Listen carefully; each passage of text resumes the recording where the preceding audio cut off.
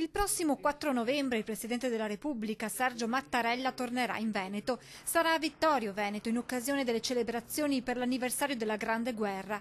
Il Capo dello Stato interverrà all'inaugurazione della mostra diffusa permanente con le opere realizzate da una decina di artisti provenienti dai paesi che parteciparono al conflitto mondiale e che faranno parte di un progetto curato da Dmitry Ozerkov, capo dipartimento d'arte contemporanea del Museo Hermitage di San Pietroburgo.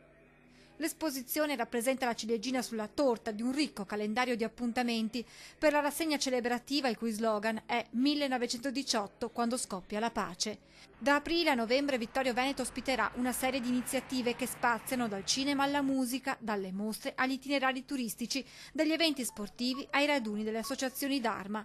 Forme diverse di arte e di cultura, ma tutte accomunate da un filo conduttore: commemorare il tributo di sangue versato nell'atroce conflitto, ma anche e soprattutto ricordare la fine degli scontri e il valore della pace. Vittorio Veneto, il cui nome ricorre per vie e piazze di tutte le principali città d'Italia, sia ricordata non solo per la fine della Grande Guerra, ma soprattutto, e questo ovviamente è un augurio soprattutto per oggi, come la città in cui è iniziato un periodo di pace.